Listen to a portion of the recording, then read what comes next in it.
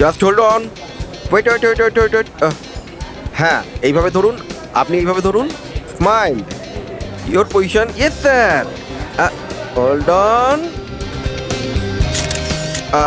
আরেকটা প্লিজ, একটু অন্যভাবে দাঁড়ান, hold it hold it hold it. হ্যাঁ হ্যাঁ হ্যাঁ হ্যাঁ হ্যাঁ স্যার, এক মিনিট স্যার, আপনারা একটা কাজ করুন, আপনি এভাবে ধরুন, আপনি এনার হাত ধরুন, আর আপনি your anchor, yes, stand by. Thank you, ফটোগুলো খুব সুন্দর হয়েছে, দেখুন, ভালো না? আপনারা কফি খান, আমি ফটো দিচ্ছি। Thank you. না না, আগে আমি ফটো তুলবো। আপনারা লড়বেন না, সবাই ফটো পাবেন, খুব ভালো ফটো। আপনারা একটু ভালো করে পোজ দিন please. Yes, 1 second please. Of sir, আপনি এইভাবে না, এইভাবে দাঁড়ান, আপনি এনাকে ধরুন, আপনি এনার হাত, আর আপনিও এনার হাত। Yes, ready, smile, hold hold hold hold. আর একটা প্লিজ। এবার আপনি জায়গাটা চেঞ্জ করুন। ইয়েস, খুব সুন্দর, আপনি এরকম এরকম রাখুন। হ্যাঁ, স্মাইল,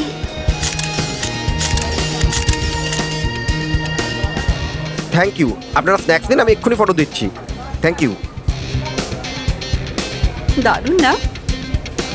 চলো কিছু খাই। একটা photograph please. Yes, thank you. Hmm, sir smile করুন স্যার। হাতটাকে এইভাবে ধরুন। ম্যাম আপনি Okay. প্লিজ একসঙ্গে দাঁড়ান, আপনি কাছে আসুন, আপনিও।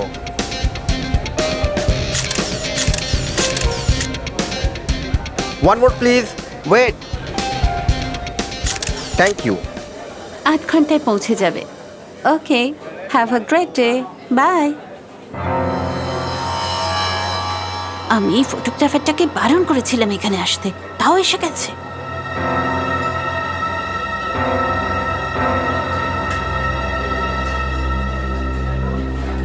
হ্যাঁ দাদা, একটা গ্রুপ এসেছিল, ওদের হয়ে গেছে।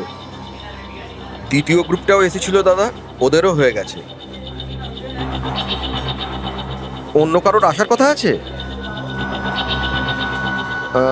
বলছিলাম যে, হ্যাঁ, ওয়াও, আপনার আর রোমিওর জুটি অসাধারণ ম্যাম। একটা ফটোগ্রাফ হয়ে যাক, ব্যাস 2 মিনিটেই ফটো হাজির হবে, মাত্র 50 টাকা পার ফটো। Smile ma'am. দেখুন, প্লিজ আমার মাথা খাবেন না, আমার কোনো ইন্টারেস্ট নেই। কি ম্যাডাম, আমি কেন আপনার মাথা খাবো যখন খাবার জন্য এত কিছু রয়েছে?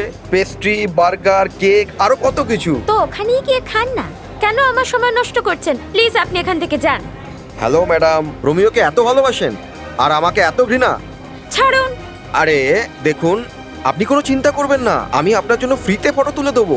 হ্যাঁ, শুধু 1 কাপ কফি আর সঙ্গে ডিনার, শুধু আমার জন্য। আমার চাই না, একবার বলেছি না, যেতে পারেন এখান থেকে। অদ্ভুত ব্যাপার। Idiot.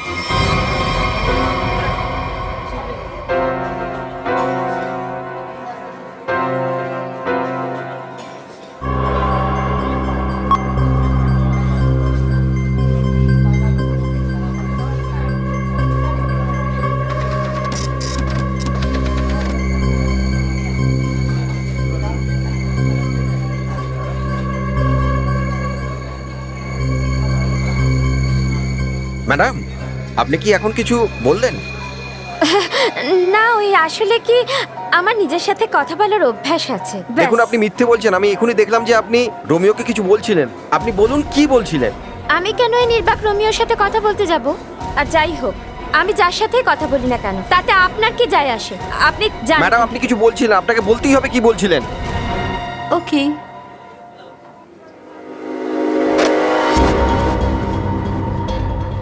বানি, বানি, বানি, কি হয়েছে ম্যাডাম? দেখো দেখো, ওই ফটোগ্রাফারটাকে আমি বারণ করেছিলাম এখানে আসতে। একে তো আমার রেস্টুরেন্টের সামনে ওর দোকান খুলেছে, তার উপর মেয়েটাকে বিরক্ত করছে আজ। ওকে এক্ষুনি বার করে দাও। ম্যাডাম আপনি চিন্তা করবেন না, আজকে আমি একে ঠিক করেই ছাড়বো। দাঁড়াও, আমিও যাব। তাড়াতাড়ি বলুন। আপনি এভাবে কোনো মেয়ের সাথে আপনি খারাপ কি ব্যবহার করতে বলছিলেন? পারি না। যদি আমার রাস্তা আটকানোর চেষ্টা করে না, তাহলে আমি চিৎকার করব। দেখুন, Excuse me, শুনুন, এ আপনি- আমাকে বিরক্ত আপনি করার চিৎকার চেষ্টা করবেন না। করছে। আপনারা দেখুন, এসে দেখুন। দাদা, আরে দাদা, এ আমার বোন, এটা আমাদের নিজেদের ব্যাপার।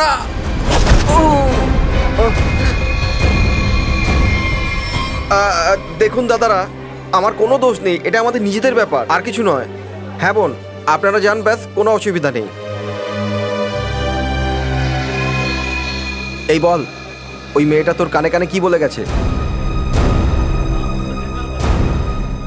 দেখ তাড়াতাড়ি বল, না হলে দাদাকে বলে দেবো। বল বলছি। এই চলে যা, তোর সঙ্গে কথা বলছি, চলে যা, বল, বলে দেবো দাদাকে। নাহলে ভালো হবে না বলছি। এই বদমাস, আমার রেস্টুরেন্ট থেকে এক্ষুনি বেরো।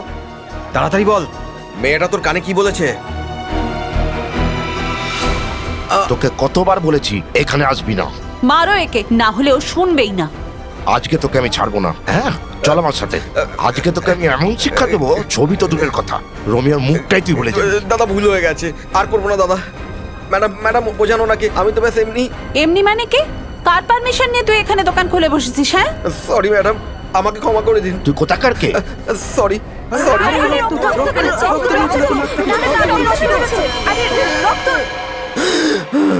আরে আরে ধরো একে, পালাচ্ছে। এই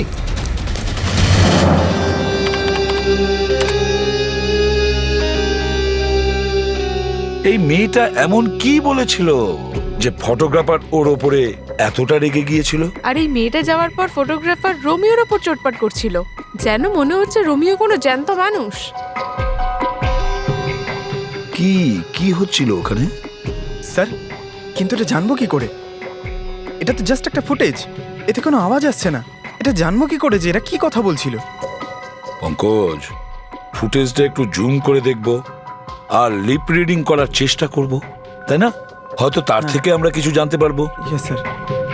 আর এটাও জেনে নিতে হবে যে ফটোগ্রাফার কার সাথে কথা বলছিল। ওই ফটোগ্রাফারের কোনো না কোনো গোলমাল আছে, গোলমেলে আছে এই ফটোগ্রাফার। স্যার, এই মেয়েটা কিছু খাচ্ছে। হ্যাঁ স্যার, হ্যাঁ ফেডরিক, লাশটাকে পুতুল থেকে বের করা হয়েছে। গুড। তোমরা একটা কাজ করো, তুমি আর পঙ্কজ, তোমরা দুজনেই সিসিটিভি ফুটেজটা ভালো করে চেক করো, দেখো নতুন কিছু পাও কিনা। হ্যাঁ, ইয়েস স্যার। ততক্ষণে আমরা দেখে আসছি, চলো।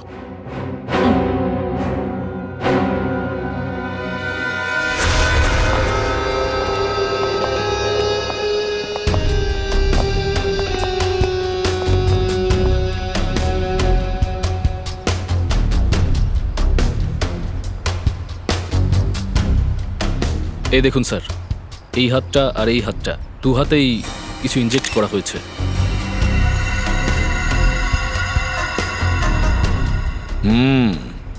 নিডল মার্কের মতো। আর এখানেও আছে, এই দেখো, পুরো নীল হয়ে গেছে। এর ঠোঁটটাও নীল হয়ে গেছে আর নাক দিয়ে রক্ত পড়ছে। নিশ্চয়ই একে বিষ দিয়ে মারা হয়েছে। কিন্তু স্যার কিভাবে, তাও এরকম ভিড়ের মধ্যে? সেটাই তো, কে কে করেছে এটা? আর তাছাড়া আইসক্রিমের কোণের ভেতরে ও ঢুকলো কি করে?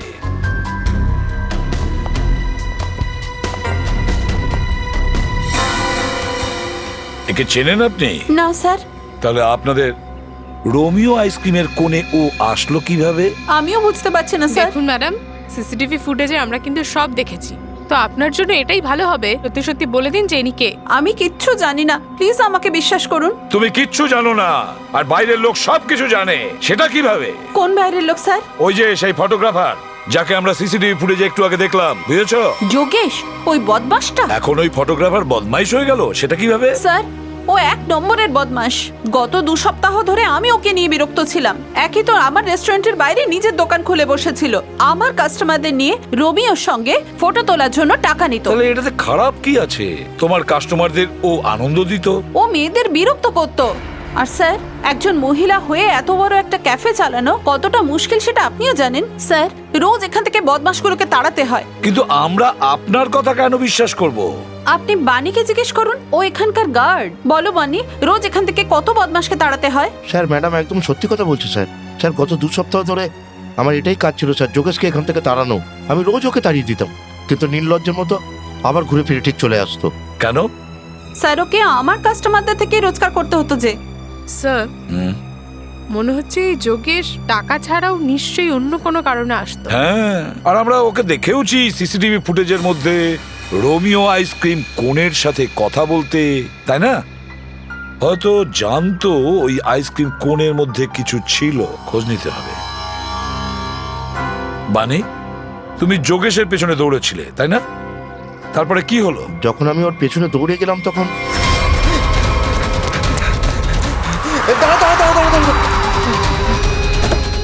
এই, চলো চলো তাড়াতাড়ি। এই, তুমি ওই গাড়িটার ব্যাপারে কিছু বলতে পারবে? কি রঙের গাড়ি ছিল, গাড়ির নাম্বার কি ছিল, কি মডেল ছিল? গাড়ি অনেক বড় ছিল স্যার, জিপের মতো। আরে হ্যাঁ স্যার, গাড়ি লাল রঙের ছিল, কিন্তু স্যার নাম্বারটা মনে হয় ও গাড়িতে ছিল না। লাল রঙের গাড়ি, জিপের মতন। এই গাড়িটা আবার জেজে সিরিজের গাড়ি না তো? কারণ লাল রঙের মডেল তো শুধু জেজে সিরিজেই হয়। লাল রঙের মডেল, যে সিরিজ, সেটাই না? ওই পুরনো গাড়ি যেটাতে অটোমোবাইল ডিজাইনার নতুন বানিয়ে দেয়। Yes sir. কি নাম ওই ডিজাইনারের? স্যার ওর নাম হলো রাজু। রাজু। স্যার ও এমন একজন মেকানিক যে পুরনো গাড়ি মেরামত করে একেবারে নতুন গাড়ি বানিয়ে দেয়।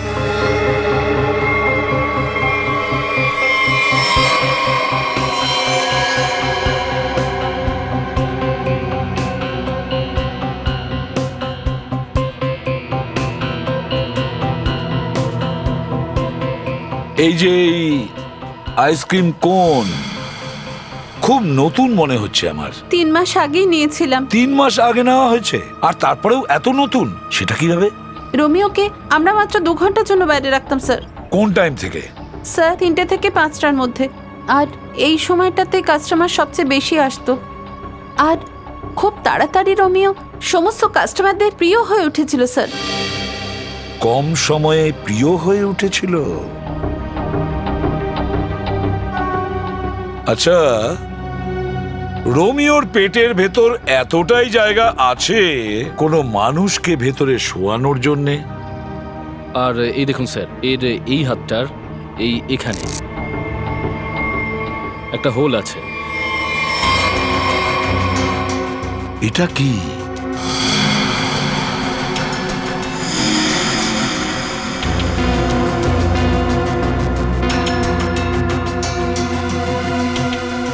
কি জানেন আপনি এই কাটা অংশটার ব্যাপারে?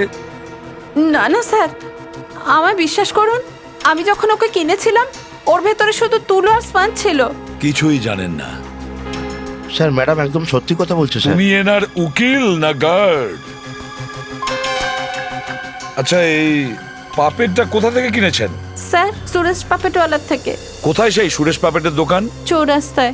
একটা কথা মন দিয়ে শুনবেন আপনারা, যতক্ষণ পর্যন্ত তদন্তের কাজ আমাদের শেষ না হয় আপনার এই ক্যাফে বন্ধ থাকবে। শিল্ড, ঠিক আছে? হ্যাঁ স্যার। স্যার, হ্যাঁ, সিসিটিভি ফুটেজে কিছু পাওয়া গেছে।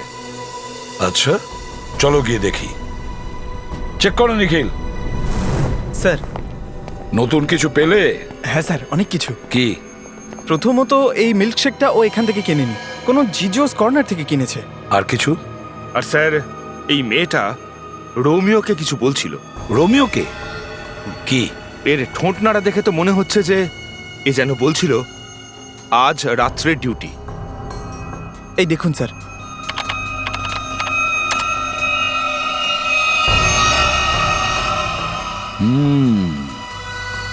রাত, ডিউটি, ব্যাপারটা এরকম হয়নি তো যে ওরা দুজনে রাতে দেখা করার কথা বলছিল?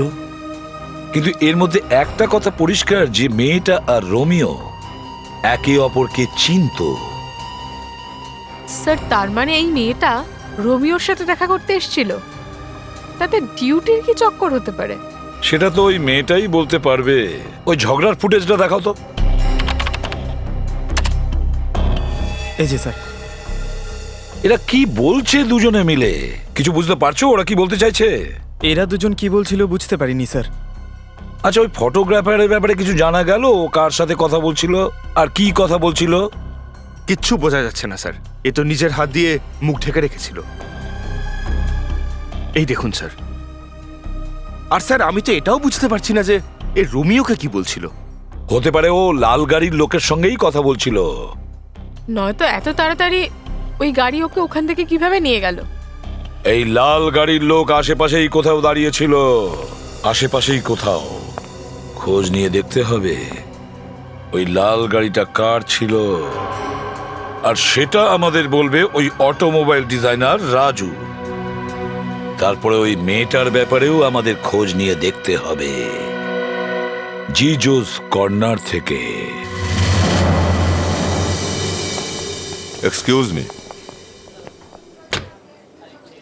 আরে সিআইডি দয়া স্যার, এসিপি স্যার, আপনারা এখানে কি নেবেন? কিছু চা কফি? কিছু চা কফি চাই না, আমরা এই মিল্ক শেকের ব্যাপারে জানতে এসেছি। মিল্ক শেকের ব্যাপারে? নিখিল, এই এই মেয়েটাকে চেনেন? হ্যাঁ স্যার, এ তো পল্লবী ম্যাডাম। ইনি আমাদের এখানে রোজ আসেন দিনেশের সাথে। কি বলবো স্যার, কি জুড়ি ওদের। ওরা এখানে রোজ আসে আর ঘন্টার পর ঘন্টা বসে থাকে একে অপরের চোখে চোখ রেখে। আপনি একে চেনেন নাকি? এ তো দিনেশ স্যার। দিনেশ মরে গেছে। একটা কথা বলো, দিনেশ আর পল্লবী প্রতিদিন এখানে দেখা করতো? হ্যাঁ স্যার, কিন্তু গত 2 সপ্তাহ ধরে শুধু 1 ঘন্টার জন্যই আসতো, 5:30 থেকে 6:30। কেন? পল্লবী ম্যাডামের নতুন চাকরি হয়েছিল তো, কোথাও নাইট শিফটে যেত। আচ্ছা, তোমার এই পল্লবী ম্যাডাম কোথায় কাজ করতেন তুমি কিছু জানো? না স্যার, সেটা তো জানি না। কোনো নাম্বার টাম্বার তো নেই নিশ্চয়ই তোমার কাছে? না, নাম্বারও নেই আমার কাছে। কিছুই মনে নেই? বিকেল 3টে থেকে 5টার মধ্যে রোমিও স্ন্যাক্সে রোমিও আইসক্রিমের কোনটাকে 2 ঘন্টার জন্য বাইরে রাখা হয়। কোথাও ওই দিনেশ আইসক্রিম কোনটার ভেতরে দাঁড়িয়ে থাকতো না তো 2 ঘন্টার জন্য 5টা পর্যন্ত, আর 5:30টায় এখানে এসে পল্লবীর সঙ্গে দেখা করতো। আর স্যার, এই যে যোগেশ, এও গত 2 সপ্তাহ ধরে রোমিও স্ন্যাক্সেই আসতো। তাহলে এমনটা নয় তো স্যার যে গত 2 সপ্তাহে এই 3 জনের, মানে যোগেশ, দিনেশ আর পল্লবীর নিজেদের মধ্যে পরিচয় হয়েছিল? নিশ্চয়ই হতে পারে। আর তারপরে যোগেশ আর পল্লবী দুজনেই জানতো যে দিনেশ ওই আইসক্রিম কোণের ভেতরে দাঁড়িয়ে থাকতো। আর সেই জন্যই বোধহয় দুজনের ঝগড়া হয়েছিল, কারণ যোগেশ বোধহয় সন্দেহ করছিল যে পল্লবী সবকিছুই জানে। সব থেকে আশ্চর্য ব্যাপার কি জানো দয়া, ওই যে রিমা আছে না, রোমিও স্ন্যাক্সের প্রোপাইটার, ওই তো বলেছিল এই রোমিও আইসক্রিমের কোন পুরোটা ফোম আর স্পঞ্জ দিয়ে তৈরি, আর ওটাতে কেউ থাকতেই পারে না, মানুষ তো কেন অন্য কিছুও থাকতে পারে না। আর তারপরেও দিনেশ ওখানে ছিল, দিনেশের লাশ আমরা ওখান থেকে পাই। বুঝে উঠতে পারছি না দিনেশ এইরকম কি ধরনের চাকরি করতো এটা 2 ঘন্টার জন্য, এমন কিসের অসুবিধা ছিল?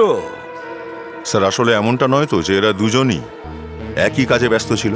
এই দিনেশ দিনে কাজটা করতো আর পল্লবী রাতে। খোঁজ নিয়ে দেখতে হবে দয়া, এই পল্লবী কার এবং কি ধরনের চাকরি করতো রাত্রিবেলা।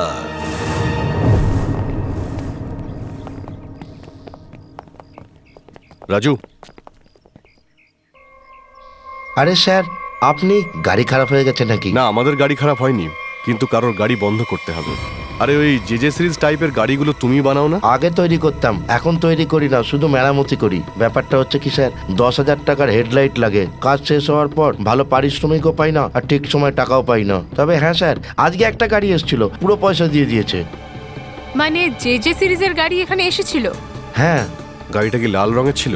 হ্যাঁ হ্যাঁ স্যার, ওটার হেডলাইটের সমস্যা ছিল। আমি তো বারণ করেছিলাম, কিন্তু আমার পেছনেই পড়ে রইলো। স্যার, এটা আবার যোগেশ নয় তো? এই লোকটা ছিল? হ্যাঁ, ইনিই তো সেই লোক। এর সঙ্গে আর কি কেউ ছিল? হ্যাঁ স্যার, একজন ড্রাইভার ছিল। দেখতে কেমন ছিল? স্যার, আমি ওর মুখটা ভালো করে দেখিনি। গাড়ির হেডলাইট ঠিক করছিল, ড্রাইভারকে দেখতে পাও? স্যার, আমি সত্যি কথা বলছি, বড় অদ্ভুত টাইপের ড্রাইভার। গাড়ি থেকে একটুও নামলোই না। গাড়ির সব কাঁচ কালো ছিল। আমি কি করে দেখবো বলুন ওইভাবে? আরে কিছু তো দেখেছিলে ভাই।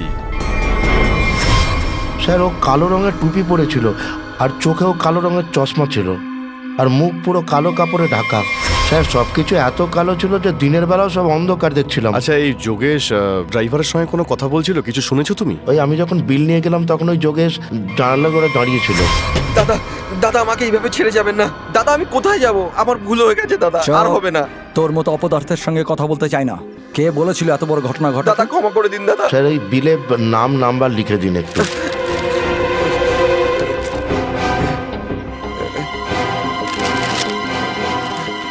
এই না দাদা, ক্ষমা করে দিন দাদা, আমাকে ছেড়ে যাবেন না দাদা। বললাম না যা। দাদা। তারপর স্যার ড্রাইভার আমার মুখে অনেকগুলো টাকা ফেললো আর চলে গেল। আর ওই যোগেশ? ও স্যার ওই গাড়ির পেছু পেছু দৌড়তে দৌড়তে চলে গেল। ওকে যখন বিল দিলে তখন ওর নাম আর নাম্বার নিশ্চয়ই লিখেছিলে? হ্যাঁ স্যার, ও তো বিলটাও নেয়নি, আমার কাছেই রাখা আছে, আমি এক্ষুনি নিয়ে আসছি। তার মানে স্যার ড্রাইভার জানতো যে এই যোগেশ রোমিও স্ন্যাক্সে কিছু একটা গন্ডগোল করেছে। গন্ডগোল করেছে নাকি খুন করেছে সেটাই খোঁজ নিতে হবে। এই যে স্যার, এই বিল।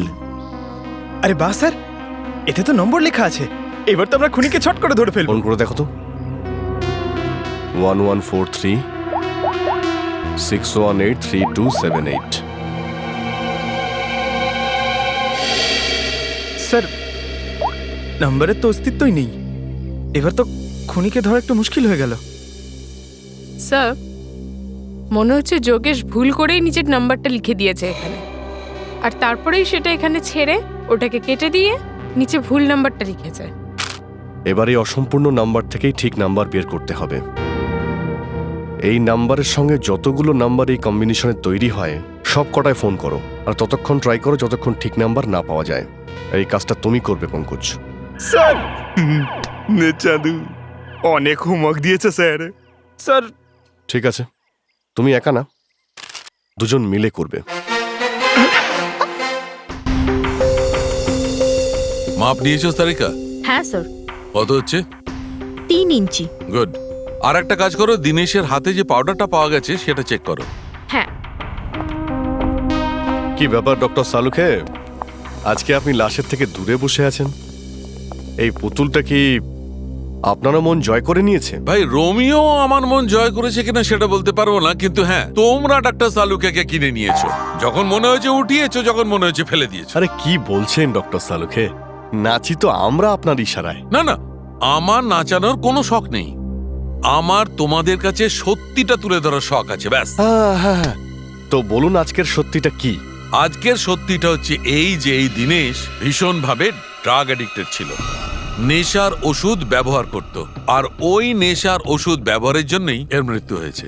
এই দেখো ওর হাতে ওই ওষুধের ইনজেকশনে দাগ আছে, এটাকে বলে এম পারফেক্ট। স্যার কিভাবে? মানে ও কি নিজেই নিজেকে ইনজেকশন দিয়েছে নাকি অন্য কেউ দিয়েছে? নিশ্চয়ই অন্য কেউ দিয়েছে জয়ন্তী, না হলে যেভাবে ও রোমিওর পুতুলের মধ্যে ঢুকেছিল সে অবস্থায় নিজেকে নিজে ইনজেকশন দেওয়াটা অসম্ভব, তাই না ডক্টর? একদম ঠিক বলেছো। দিনেশের মৃত্যু হয়েছে 4টের সময়, আর ওকে এম অরফিড নামের ড্রাগের ইনজেকশনটা দেওয়া হয়েছে 3টে থেকে 3:30-র মধ্যে। মানে যখন এই রোমিওর পুতুলটা বাইরে রাখা হতো লোকেদের মনোরঞ্জন করতে 3টে থেকে 5টার মধ্যে। স্যার এটা কিভাবে হতে পারে? পুরো সিসিটিভি ফুটেজে কোথাও কারোর হাতে কোনো ইনজেকশন দেখা যায়নি, আর না কেউ ওকে ইনজেকশন দেওয়ার চেষ্টা করেছে। আচ্ছা ডক্টর সালুক, এরকমটা হয়নি তো যে আপনি কিছু? না না না, আমার কখনো কোনো ভুল হয় না, আমার দ্বিতীয়বার চেক করার কোনো দরকার নেই, বুঝলে? আজ পর্যন্ত হয়েছে এরকম? না আসলে আমি না, সিডি আমরা নিয়ে এসেছি। নিজের কাছে রাখো। তো রেখে দাও। ঠিক আছে, আচ্ছা তাহলে আপনি সময় পেলে দেখে নেবেন সারিকা দেবী।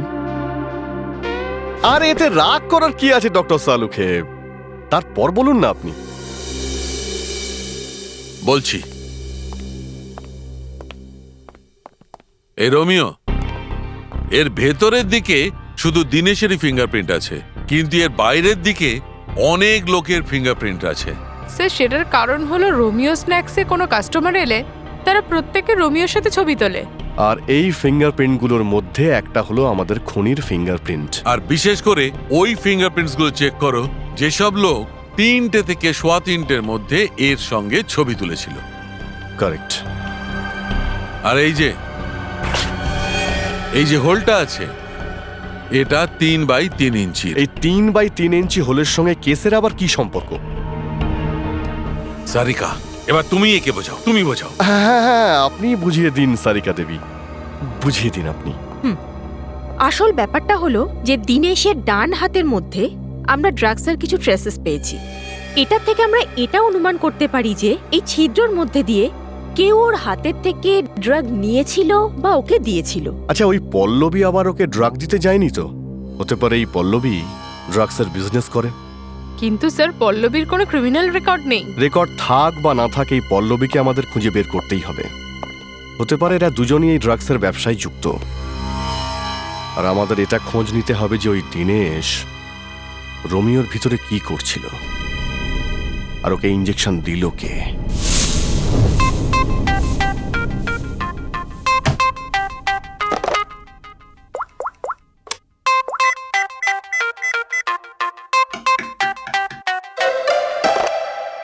দূর বাবা, কোথায় ফেসে গেলাম আমি? এই নাম্বার কিভাবে পাবো? এতগুলো নাম্বারের মধ্যে যোগেশের নাম্বার কিভাবে পাবো? পেয়ে গেছি পঙ্কজ, পেয়ে গেছেন? হ্যাঁ 172206780 এইটা টেস্ট কর তাড়াতাড়ি।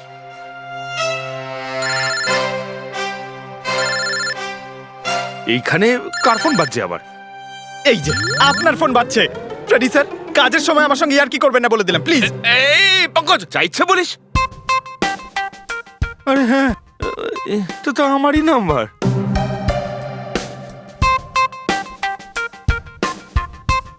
এই নম্বরটি এখন উপলব্ধ নয়।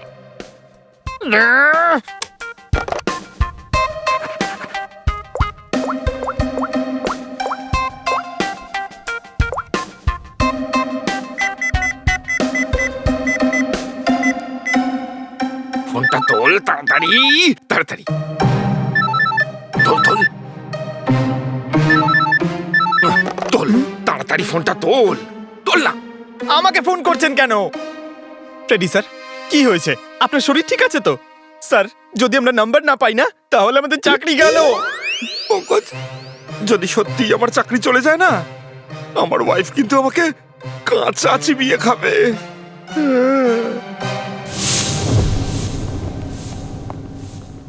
সুরেশ তো নজরে আসছে না, তবে কি আমাদের এখানে আসতে দেখে পালিয়ে গেল নাকি?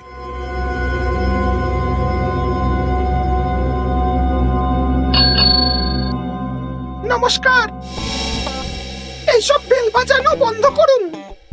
সুরেশ বাবু ঘুমোচ্ছেন। তোলো সুরেশ বাবুকে। কিন্তু কেন? আপনারা কারা? তাড়াতাড়ি ওকে ঘুম থেকে তোল, নয়তো অ্যালার্ম এত জোরে বাজবে না যে সারা জীবনে ওর কোনোদিন আর ঘুম আসবে না। ওকে বল সিআইডি এসছে। সিআইডি? স্যার, আপনারা এখানে? কিন্তু আমি তো একজন সাধারণ পুতুলওয়ালা। এটা দেখো, এই পাপেটটা কি তুমিই বানিয়েছিলে? হ্যাঁ স্যার, এ তো রোমিও। আমি নিজের হাতেই বানিয়েছিলাম রিমা দেবীর জন্য। কি কি দিয়ে বানিয়েছিলিস তুই এটা? আর এইটার এই ডিজাইন গুলো তোর নিজের হাতেই করা? হ্যাঁ স্যার, এইসব পুতুল আমি নিজের হাতেই বানিয়েছি। না সেটা তো ঠিক আছে, আমরা জিজ্ঞেস করছি যে এই যে পাপেটের ভেতরে ভরো না ওই তুলো স্পঞ্জ, সেগুলো এতে ভরতে ভুলে গিয়েছিলে? তুলো আর স্পঞ্জ ছাড়া তো পুতুল বানানোই যায় না স্যার। তাহলে এটা কি? এর হাতের ভেতরে হোল আছে আর এটা পুরো ফাঁপা, এটা লোকের ভেতরে ঢুকতে পারে? স্যার, আমি কিছুই জানি না এ ব্যাপারে। কিচ্ছু জানো না? এই যে এ হলো দীনেশ, এর লাশ আমরা রোমিওর ভিতর থেকে পেয়েছি। একে চেনো তুমি? না স্যার, একে আমি চিনি না স্যার। চিনিস না তুই? তাহলে দিনেশের লাশ তোর বানানো রোমিওর ভেতরে কি করে গেল? রোমিওকে আমি চিনি, রোমিওকে আমিই বানিয়েছি, কিন্তু ওটার ভেতরে যে লাশটা আছে ওকে আমি চিনি না। এর স্মৃতিশক্তি লোপ পেয়েছে। একটা কাজ করে তোমায় বিউরোতে নিয়ে যাই, ওখানে তোমার মাথা ভালো করে মালিশ করলে সব মনে পড়ে যাবে। চলো। না স্যার, না স্যার, না স্যার, আমায় ক্ষমা করে দিন স্যার। আমি ওই রিমা দেবীর রোমিওতে এসব কিছুই করিনি স্যার। রিমা রোমিওতে কিছু করনি, তাহলে কার রোমিওতে করেছিলে? 2 সপ্তাহ আগে একজন ম্যাডাম এখানে এসেছিলেন, ওনার নাম পল্লবী বলেছিলেন। উনি আমাকে অনেকগুলো টাকা দিয়েছিলেন আর আমাকে রোমিওর ডুপ্লিকেট বানাতে বললেন, আর এটাও বলেছিলেন যে ভিতরটা ফাঁকা রাখতে। তাহলে পল্লবীর জন্য এরকম রোমিও বানিয়েছিলে, যা ভিতর থেকে ফাঁপা ছিল আর যার একটা হাতে হোল ছিল 3x3-এর। হ্যাঁ স্যার, কিন্তু স্যার আমি ওর একটা হাতেই ফুটো নয়, বরং 2টো হাতেতেই 3x3-এর ছিদ্র বানিয়েছিলাম। কি 2 হাতে? তার মানে তুই দুটো রোমিও বানিয়েছিলি, একটা রিমার জন্য আর একটা পল্লবীর জন্য? হ্যাঁ স্যার, যদি পল্লবী ম্যাডাম আমায় এক্সট্রা টাকা না দিত আমি এই কাজটা কখনোই করতাম না। স্যার, আমায় ক্ষমা করে দিন, আমি জানতাম না স্যার ওই পুতুলটা নিয়ে ওরা কোনো খারাপ কাজ করবে। আমার মনে হয় রিমা আমাদের সব কথা বলেনি। ওই রোমিও পাপেটটাকেও লোকাল কোনো দর্জি দিয়ে ফাঁকা করিয়েছিল আর একটা হাতে ওই 3x3-এর হোলও করিয়েছিল ড্রাগসের লেনদেনের জন্য। আমাদের কিন্তু অন্য রোমিওটাও খুঁজতে হবে, যেটা পল্লবীর জন্য বানানো হয়েছিল। হ্যালো, জানতে পারা গেছে? আচ্ছা, না তাহলে ঠিক আছে, ঠিক আছে।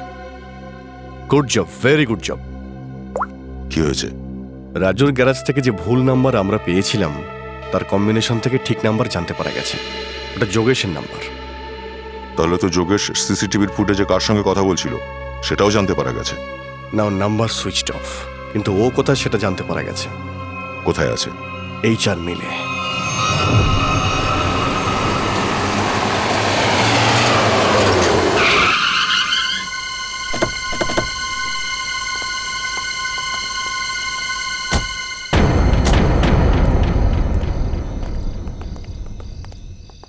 অভিজিৎ, দেখেছো সেম জেজে সিরিজের গাড়ি যেটাতে যোগেশ পালিয়েছিল।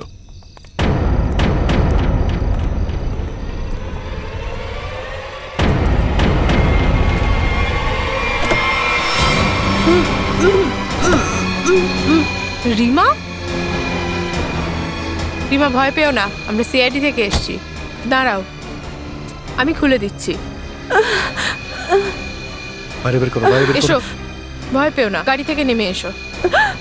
দেখে সাবধানে, ভয় পেও না।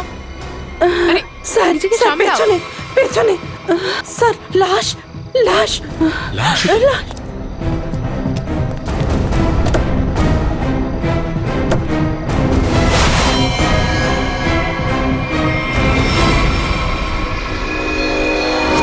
যোগেশ এ তো মারা গেছে। রোমিও, এর মধ্যেও লাশ আছে।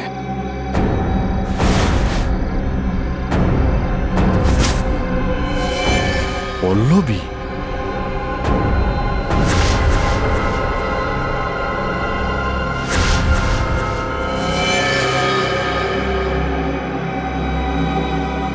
আমাদের ধারণাই ঠিক।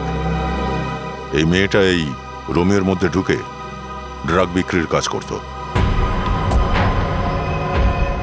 ঠোঁটো নীল হয়ে গেছে, নখগুলো নীল হয়ে গেছে, আর হাতে সূঁচের দাগ। একেও দিনেশের মতোই মারা হয়েছে। ময়ূর, বডি দুটো ফরেন্সিক ল্যাবে পাঠাও। স্যার, আপনি কি বলতে পারবেন কি করে হলো এইসব? স্যার, আমি কি করে বলবো? আমায় তো কেউ কিডন্যাপ করে এখানে গাড়িতে এনে ছেড়ে দিয়েছে। আপনি তো নিশ্চয়ই ওকে দেখেননি, কারণ আপনার চোখে কাপড় বাঁধা ছিল। হ্যাঁ স্যার। আপনি বোধহয় এটাও জানেন না যে এদের দুজনকে মেরেছে কে। স্যার, যেই গাড়ি এখানে এসে থেমেছে আমি বাইরে গুলির আওয়াজ শুনেছিলাম, আর পেছনে গাড়ির দরজা খোলার আওয়াজ পেয়েছিলাম। তারপর কেউ ভারী জিনিস রাখলো ওখানে, তাই আমার মনে হলো গুলি চলেছে, নিশ্চয়ই লাশই হবে।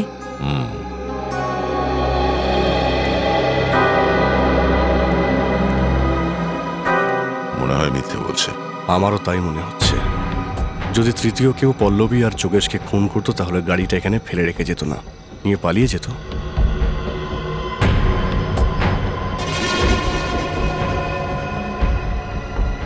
দয়া, রক্ত।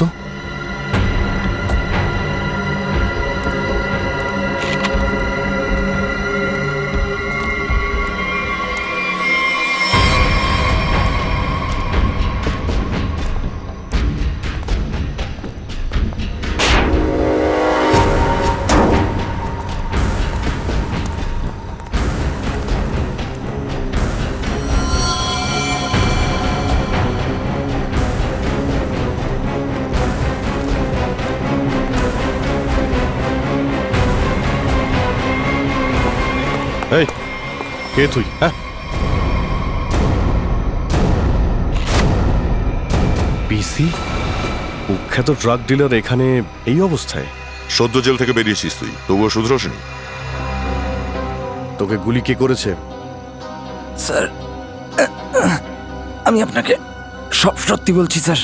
এমনিতেও আপনারা সব জানতে পেরে গেছেন, কিন্তু তবু আপনাদের সব বলছি।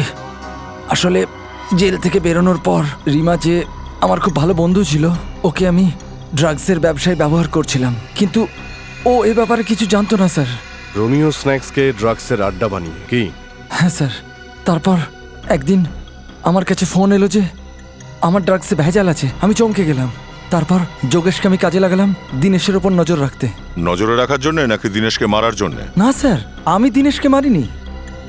আমাকে যোগেশ বলল যে ও পল্লবীকে রোমিওর সাথে কথা বলতে দেখেছে।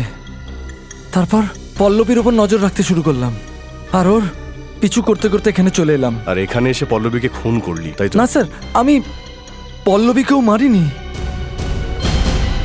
কিন্তু স্যার যখন আমি পৌঁছালাম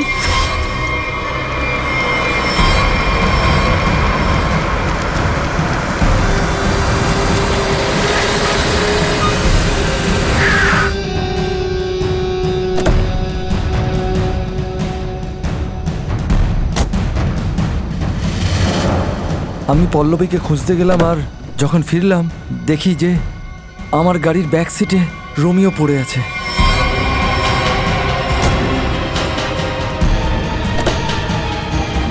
আর রোমিওর মুখোশটা খুলে দেখি ভেতরে পল্লবী ছিল। আমি ঘাবড়ে গেলাম। পল্লবী? দাদা দাদা আমাকে ছেড়ে যাবেন না দাদা, আমি মরে যাবো দাদা। আমার কি হবে দাদা? আমার ভুল হয়ে গেছে, আর হবে না দাদা। তুই আমার আর আমার ব্যবসার জন্য বিপজ্জনক। পল্লবীকে তুই মেরেছিস? পল্লবী মরে গেছে? হ্যাঁ হ্যাঁ, তুই মেরেছিস। আমি পল্লবীকে মারিনি। তারপর জানি না কেউ আমার উপর গুলি চালালো, আর আমি পড়ে গেলাম। তারপর আপনাদের গাড়ি দেখে এখানে লুকিয়ে পড়লাম। তোর ওপর গুলি কে চালিয়েছিল? আমি চালিয়েছিলাম।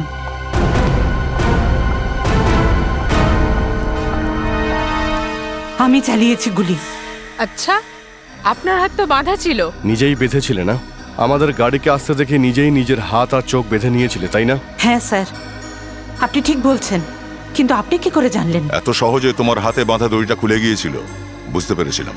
কিন্তু তুমি এরকম কেন করলে? পিসির জায়গায় তুমি নিজের ড্রাগসের ব্যবসা করতে চেয়েছিলে, এই জন্য দীনেশ আর পল্লবীকে রাস্তা থেকে সরিয়ে দাও।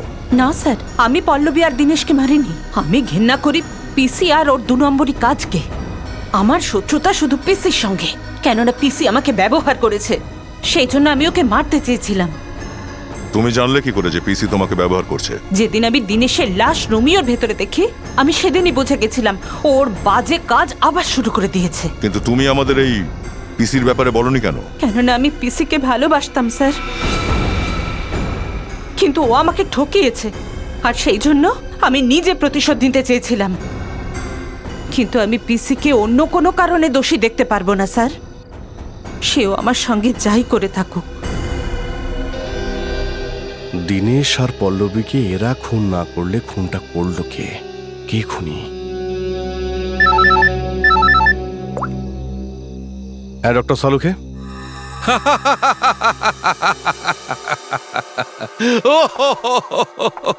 কি হয়েছে স্যার? কি বলবো সারিকা, কি হয়েছে? স্যার কখন থেকে হেসে যাচ্ছেন আপনি? এমন কি দেখলেন যেভাবে হাসছেন? বলুন না। আমি অভিজিতের ওই বোমকে যাওয়া মুখটা দেখতে পাচ্ছি। আমি কখনো ভুল হতেই পারি না। আসতে দাও ওদের, দেখি ওর মুখটা কেমন হয়েছে। আমি জানতাম একদিন ডক্টর সালুখে পাগল হয়ে যাবে। ডক্টর সালুখে, আমরা এখানে আপনার জন্য ছুটে এসেছি। এখানে একটা নয় 3-3টে খুন হয়েছে, আর আপনি হাসছেন। তাহলে কি করব? হাসবো না তো আর কি করব? আমি এমন কিছু দেখেছি যে হাসি থামছে না। তোমাকে দেখাতে চাই। দেখো দেখো দেখো,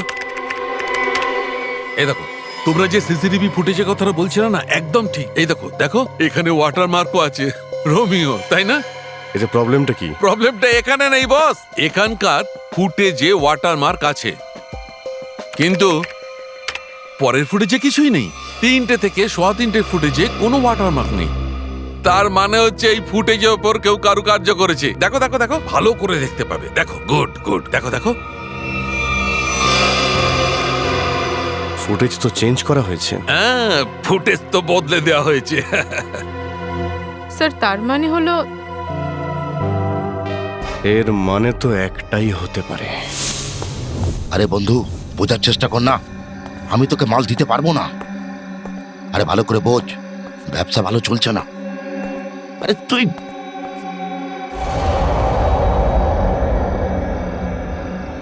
ওখানে আবার কে? শোন, আমি তোর সঙ্গে পরে কথা বলছি।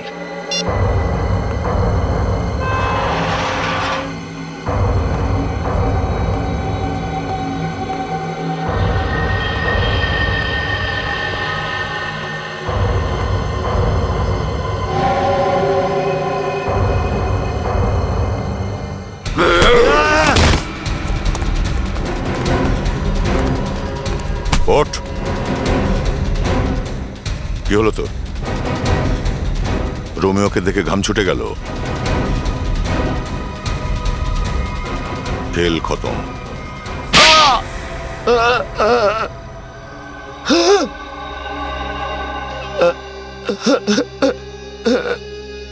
স্যার 3 মাস আগে এখানে কাজে যোগ দিয়েছিলাম, তখনই আমার সন্দেহ হয়েছিল এখানে কোনো গন্ডগোল আছে। একদিন যখন আমি রোমিওকে রেস্টুরেন্টের বাইরে রেখেছিলাম, সেই দিন আমার মনে হয়েছিল রোমিও সত্যি সত্যি খুব ভারী। ওই দিন থেকে আমি রোমিওর ওপর নজর রাখা শুরু করেছিলাম, আর আমার সন্দেহ ঠিক ছিল। রোমিওর মাধ্যমে এখানে ভালো মতো ড্রাগের ব্যবসা হয়। আর পরে আমি এটাও জানতে পারলাম যে রিমা ম্যাডাম ঘুণাক্ষরের ব্যাপারে কিছু জানেন না। তখন আমি ভাবলাম টাকা রোজগারের এর থেকে বড় সুযোগ হবে না। একদিন আমি স্টোর রুমের বাইরে দিনেশকে রোমিওর ভেতর থেকে বেরোতে দেখলাম। এই, বল কার হয়ে কাজ করছিস? আর দিনেশের থেকে জানতে পারলি যে ও পিসির জন্য কাজ করতো, কাস্টমারদের ড্রাগ পৌঁছে দেওয়ার কাজ করতো। আর তুমি ওকে নিজের জন্য কাজ করতে বলেছিলে, তাই না? হ্যাঁ স্যার, কিন্তু দিনেশ প্রথমে ওর বান্ধবী পল্লবীর সঙ্গে কথা বলতে বলেছিল। এই নিন, কথা বলুন।